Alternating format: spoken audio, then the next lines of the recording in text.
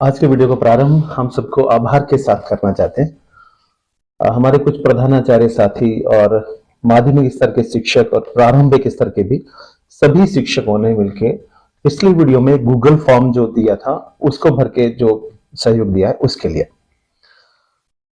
न केवल राजस्थान बल्कि मध्य प्रदेश और उत्तर प्रदेश के बरेली और अन्य जिलों बदायूं जिलों से भी हमें बहुत अच्छे अच्छे फीडबैक मिले हैं।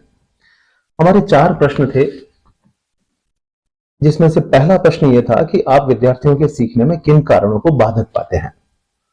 आज मैं लैपटॉप की सहायता से ये देखते हुए आपसे संवाद कर पाऊंगा। मेरे सामने सभी के फीडबैक हैं, जिनमें से कुछ चुनिंदा जो जिसमें सबके जवाब शामिल हैं उनको हम कुछ देख लेते हैं। तो पहला प्रश्न यह था कि आप विद्यार्थियों के सीखने में किन कारणों को बाधक पाते हैं। आपसे एक से अधिक कारण यहां चाहे गए थे। तो पहले प्रश्न के जवाब में जो कारण आए वो सभी तरह के थे। शिक्षक से संबंधित, विद्यालय से संबंधित, परिवार से संबंधित, समाज से संबंधित, बच्चों के स्तर से संबंधित, और उसमें वो भी एक कारण था जिस पर हमारा पहला वीडियो आधारित था, बच्चों का भय और उनकी हीन भावना, वो भी उन्होंने एक प्रमुख बाधक माना। हम कुछ कारणों को देख लेते हैं यहाँ, जिसमें सभी के शामिल है। हमारे शिक्षक साथियों ने कहा है कि शैक्षणिक स्तर कमजोर होना, गैर शैक्षणिक कार्य अधिक होना शिक्षक के पास, और विभाग द्वारा साप्ताहिक कार्यक्रम होना, सामाजिक आर्थिक परिस्थिति, अस्वस्थ अमनोवैज्ञानिक वातावरण, शिक्षक की अनुपलब्धता, पारिवारिक माहौल, नियमित विद्यालय न आना, माता पिता का बच्चों की पढ़ाई के प्रति जागरूक न होना, मानसिक स्तर को भी जिम्मेदार ठहराया है। अब विद्यार्थियों को केवल पाठ्यक्रम तक सीमित न रखना, अपेक्षाकृत भावनात्मक संबंधों का कम होना, प्रेरणा की कमी, कुछ शिक्षकों की जिम्मेदारी न निभाने की सोच, भावनात्मक बाधाएं और पारस्परिक अंतःक्रियाएं कक्षा में विद्यार्थियों से नहीं होना, और बच्चों को अभिव्यक्ति के अवसर नहीं देना, सीखने का माहौल, घरेलू कार्यों को भी इसके लिए जिम्मेदार बताया है। एक शिक्षक साथी कहते हैं कि रोचक ढंग से गतिविधि आधारित और उसके प्रयोग से जोड़ करके ना पढ़ाना भी इसके लिए जिम्मेदार है। शिक्षक द्वारा अपनाई गई कमजोर टीचिंग स्ट्रेटजीज, शिक्षकों को प्रशिक्षण नहीं मिल पाना, अब बच्चे को डराना धमकाना ताकि वो विद्यार्थी अधिक प्रश्न ना करे, शिक्षक और छात्र में आत्मीयता की कमी, रोचकतापूर्ण शिक्षण की कमी को भी जिम्मेदार ठहराया है। यहां 2 कारण है कि रट्टू तोता बनाना और हर टाइम डिसिप्लिन रखना, इससे भी बच्चों के सीखने में बाधा आती है और उनका उत्साह कमजोर होता है। अच्छे कार्यों के लिए समय पर सकारात्मक फीडबैक नहीं देना, शिक्षण प्रक्रिया में कोई नयापन या नवाचार नहीं करना, और बच्चों को विचार व्यक्त करने का पूरा मौका नहीं देना, और अगर देना है तो टोकने के साथ देना, यानी बगैर टोके कोई मौका नहीं देना। बच्चों के पास स्टेशनरी की कमी भी एक कारण बताया है। शिक्षकों के लंबे लंबे प्रशिक्षण, घर पे बच्चों का रिवीजन नहीं करना, बच्चों में श्रवण कौशल नहीं होना, उनकी झिझक, fearful treatment by some teachers, अलग कक्ष नहीं होना, बच्चों का पिछड़ा महसूस करना, बच्चे अपने अनुभव साझा नहीं कर पाते, इसको भी एक कमी बताया। पीएलएम का उपयोग नहीं करना, बच्चों का संकोची स्वभाव भी एक कारण बनाया। तो इस तरह हमारे पहले प्रश्न के जवाब में हमारे बहुत सारे शिक्षक साथियों के कुल मिलाकर इस तरह के जवाब आए। हमारा जो दूसरा प्रश्न था और तीसरा प्रश्न था वो भय को लेकर के और हीन भावनाओं को लेकर के था, जिस पर यह पूछा गया था कि क्या आप मानते हैं कि इसका प्रभाव बच्चों के सीखने पर पड़ता है नकारात्मक रूप से। कमोबेश सभी का लगभग 99% का उत्तर हाँ था। कुछ एक हमारे साथियों ने कहा पता नहीं। तो ये दोनों उत्तर हाँ में थे। और अगला जो अंतिम प्रश्न था वो ये था कि क्या आप विद्यार्थियों के सीखने में सहायता हेतु कोई प्रयास करते हैं, आप कर चुके हैं, यदि आपने किए हैं तो वो कौन कौन से।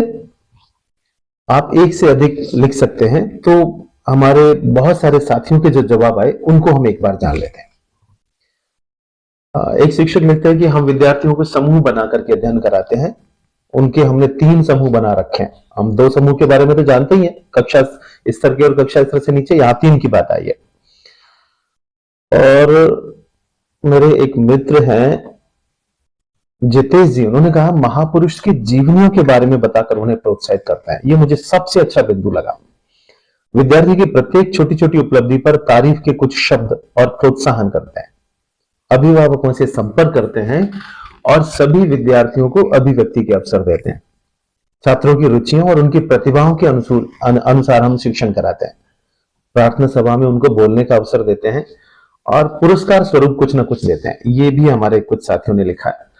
एक साथी कहते हैं कि भावनात्मक जुड़ाव और कहानियां सुना करके हम बच्चों को सिखाते हैं।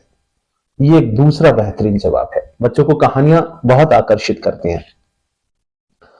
पाठकों को वास्तविक दुनिया से जोड़ना, छात्रों के प्रश्न पूछने के लिए उनको प्रोत्साहित करना, बच्चों के साथ काम करना, एबीएल किट, साइंस और मैथ की किट, इनका उपयोग लेकर के पढ़ाना, उनसे मित्रवत व्यवहार करना, अभिभावकों को शिक्षा का महत्व बताना, भय मुक्त वातावरण का प्रयास करना, अधिक अनुशासित कक्षा होने की बजाय खुशनुमा वातावरण में शिक्षण के लिए प्रयास करना, व्यक्तिगत समस्याओं को जानना, उनका निराकरण करना, छात्रों के घर पर सप्ताह में एक बार विजिट करना। किसी ने लिखा है कि वो कविता की विधि से पढ़ाते हैं, पोएम मेथड। वो कहते हैं कि वो प्रतिदिन क्राफ्ट के लिए, ड्राइंग के लिए भी कुछ समय बच्चों को देते हैं। एक शिक्षक कहते हैं कि रोज 1 मिनट की मोटिवेशनल स्टोरी वो बच्चों को सुनाते हैं, बच्चों से खुल करके बात करते हैं, एक चीज को कई बार समझाते हैं बिना बच्चों को डांटे हुए, सार्वजनिक स्थानों के बारे में भी उनसे बात करते हैं, कोई मेला है, आसपास की चीज है, उसके बारे में। बच्चों के आत्मीय संबंध और उनकी मनोदशा को समझने के लिए भी शिक्षक बात करते हैं। बच्चे का विश्वास जीत करके गतिविधि आधारित शिक्षण की बात है। सटीक जानकारी देना, शिक्षण विधियां और समस्या समाधान में उनकी मदद करना, उनको प्रेरित करना और उत्साह युक्त बनाए रखना, बच्चों के लिए विषय वस्तु पर आधारित सुंदर, रोचक और प्रभावशाली टीएलएम बनाना, फिर शिक्षण कार्य कराना, बच्चों को कार्य पुस्तिकाओं से कार्य कराना, स्मार्ट क्लास का प्रयोग और उनके साथ दोस्ती का व्यवहार करना, मुस्कुराकर विद्यालय में शिक्षकों का स्वागत, शिक्षकों द्वारा बच्चों का स्वागत करना, पहले बच्चे की सुनो और फिर उसको समझाओ, प्रत्येक बच्चे का सुरुचिपूर्ण फील्ड जांचना एक ही महत्वपूर्ण टास्क है। ये कहते हैं कि पहले ये जान लो कि बच्चा किसमें रुचि रखता है। जो संकोची स्वभाव के हैं और अपनी बात नहीं कह पाते, उनके लिए अधिक बोलने के मौके सृजित करना, वास्तविक पदार्थों, मूर्त और अमूर्त के उदाहरणों के द्वारा उनको समझाना, अधिक प्रश्न पूछने के लिए प्रोत्साहित करना, समूह कार्य को बढ़ावा देना, बच्चों के बिल्कुल निकट उनके साथ बैठ करके उनको पढ़ाना। अब कुछ एक बहुत महत्वपूर्ण जो जवाब है वो ये है कि छात्रों में नेतृत्व का विकास करने के लिए उनको छोटे छोटे उत्तरदायित्व सौंपना, बच्चों से अनौपचारिक व्यवहार करना, स्नेह युक्त व्यवहार करके उन्हें पल्लवित और पुष्पित होने का अनुकूल वातावरण देना, पिछड़ रहे बच्चों को प्रेरक कहानियां, दृष्टांत और उन्हीं के स्तर के बच्चों से होड़ करवाकर, प्रतिस्पर्धा करवा के उन्हें जीतने का भरोसा पैदा करना, उनमें पहेली, कहानी, गीत, अभिनय का उपयोग करके शिक्षण प्रक्रिया को रोचक बनाना, छात्रों में आत्मविश्वास बढ़ाने हेतु विभिन्न गतिविधियों के माध्यम से उन्हें उनके मन की बात करना, बच्चों की मनस्थिति और बाधा को सूक्ष्मता से भांपना और फिर उसका निराकरण करना, बच्चे को हर छोटी से छोटी सकारात्मक उपलब्धि पर प्रशंसा या पुरस्कार देकर के उसे प्रोत्साहित करना। इस प्रकार से बहुत सारे हमारे शिक्षक साथियों के इन जवाबों को हमने यहां समेकित किया और ये जाना कि वो इस विषय में क्या राय रखते हैं। अब विश्वास करें कि हमारे शिक्षक बहुत अच्छा कर रहे हैं। अभी भी विद्यालय हमारे उन्हीं अच्छे शिक्षकों की वजह से विद्यार्थियों को आगे बढ़ाने के लिए काम कर रहे हैं। लेकिन जो गैप है कि हमारे बच्चे भयग्रस्त क्यों हैं, हमारे बच्चे हीन भावना से ग्रस्त क्यों हैं, तो उनके लिए शिक्षक किस तरह से आगे आए, तो जो सबसे बड़ा अस्त्र है इसमें हीन भावना को और भय को दूर करने के लिए, वो दो हैं, या तो प्रशंसा या फिर पुरस्कार। ऐसा कहें कि बच्चे ने छोटे से छोटा काम किया, उसकी प्रशंसा की। आज बच्चा अच्छे से तैयार होकर विद्यालय में आया, उसकी प्रशंसा की। आज बच्चे ने कोई एक अच्छा जवाब दिया, उसको प्रशंसा की गई। मतलब प्रशंसा एक ब्रह्मास्त्र कहा जाए तो कोई अतिशयोक्ति नहीं होगा कि बच्चे की प्रशंसा की जाए और उसको ये एहसास कराया जाए कि उसने कुछ बहुत अच्छा किया है। प्रशंसा के बारे में सावधानी रखना बहुत जरूरी है। ये ध्यान रखें कि प्रशंसा वास्तविक हो। प्रशंसा ऐसा ना हो कि बच्चा है नहीं वैसा और उसके लिए उस कार्य की प्रशंसा कर दी जाए। बच्चे की वेशभूषा, बच्चे का साफ सफाई और बच्चे का लर्निंग लेवल, जो भी बच्चे ने अच्छा लिखा है उसके लिए हमने वास्तविक प्रशंसा करनी है। कहीं ऐसा ना हो कि एक और इसमें परेशानी आ जाती है कि एक बच्चे की प्रशंसा तुलनात्मक रूप से नहीं करनी। एक बच्चे की प्रशंसा करते समय कहीं दूसरे बच्चे का मान मर्दन नहीं हो जाए, वरना ये प्रशंसा उल्टा असर बहुत करती है। तो पता लगा कि एक बच्चे की प्रशंसा कर रहे हैं कि ये इससे ज्यादा जानता है, ऐसा भी हमें करने से बचना चाहिए।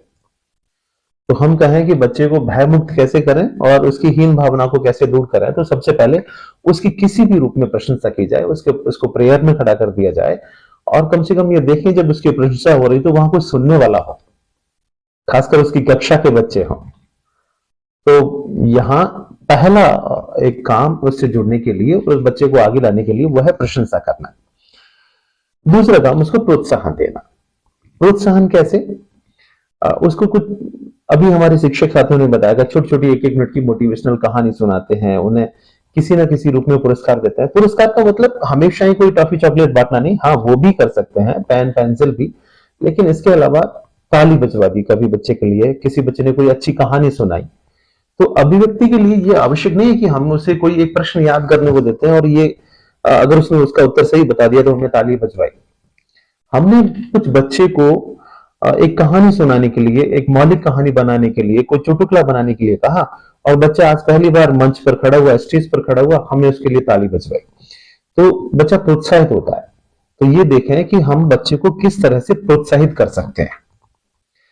तो यहां मेरा अनुरोध ये रहेगा कि हम सब शिक्षक साथी मिलकर के जो इतने अच्छे विचार रखते हैं, जिनके फीडबैक हमें प्राप्त हुए हैं, वो बच्चे की प्रशंसा करें और बच्चे को प्रोत्साहित करें। निश्चित रूप से ही हम बच्चे को सीखने के लिए तैयार और उत्साहित बना सकते हैं। एक नई समस्या हमें आजकल देखने को मिल रही है कि जो हमारे किशोर बच्चे हैं, बढ़ते बड़ी कक्षाओं के, वो सोशल मीडिया के प्रति अपना प्रेम ज्यादा दिखा रहे हैं और ये एक समस्या हमारे शिक्षकों में है। अभी ऐसे दिखती है कि बच्चे उसकी तरफ आकर्षित हो रहे हैं। तो बच्चों के बढ़ते सोशल मीडिया प्रेम को सही दिशा से देकर के भी हम धर्म निभा सकते हैं। अभी कल एक मैम बता रही थी कि हमारे बच्चे तो उससे कुछ अर्न भी करने लगे हैं। अब मेरा एक सुझाव ये रहेगा कि बच्चों को अगर ऐसा है तो उन्हें अपने विद्यालय में कोई लर्निंग मटेरियल बनाने का काम सौंपा जाए। अगर वो कोई यूट्यूब चलाते हैं, कोई इंस्टाग्राम कर अपना उन्होंने अकाउंट बना रखा है, तो उन्हें सीखने को भी मिलेगा और हमारा काम भी आसान होगा।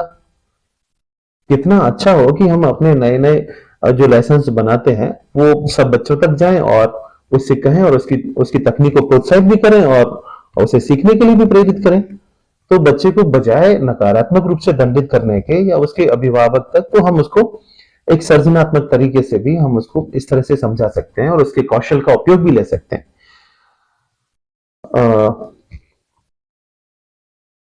आपके पास कुछ नए विचार होंगे, आपके पास अपने अनुभव होंगे विद्यार्थियों को सीखने और सिखाने के।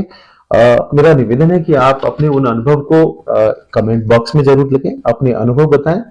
कोई कहानी भी अगर आपके पास हो जो यहाँ कही जा सके, निश्चित रूप से वो कहानी आपकी सभी लोगों तक पहुंचाई जाएगी। आप इस वीडियो में अंत तक बने रहे, इसके लिए बहुत बहुत धन्यवाद। Thank you.